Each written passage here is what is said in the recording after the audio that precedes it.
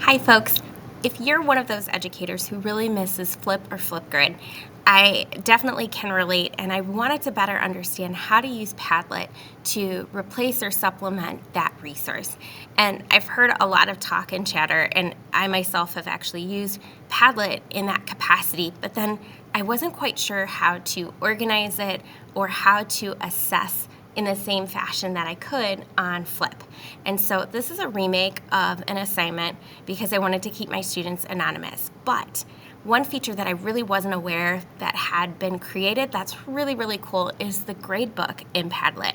And so here is my board here, and I did a podcast. So my students actually, instead of video, they did voice recording, and it's so easy to do directly onto Padlet, or they can use alternative resources and tools like Soundtrap to edit their podcast and then post. So let's take a look here. On the right-hand side, if I press these three dots, here's where the gradebook is.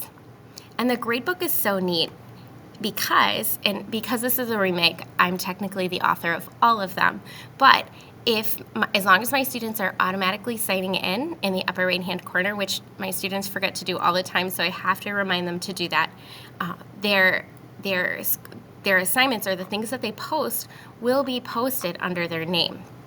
And as I look at an assignment, this is so neat. From the teacher viewpoint, their assignment will populate here. So if this is Flip, it looks very similar to Flip's dashboard, teacher dashboard, and I can watch or listen in this case. I can give feedback right here that will actually post to the Padlet.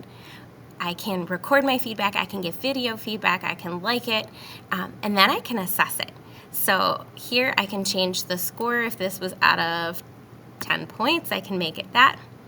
It'll tell me the average score. It will help me to sort by the highest score. So there's all sorts of resources and ways that I can utilize the gradebook feature to replicate or to emulate the experience in Flip.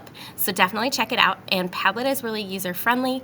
The one thing I will say is it doesn't automatically prompt them to make a video. So if you're working with students who maybe are less familiar with Padlet or haven't used Padlet, you'll just want to walk them through the how they actually create this.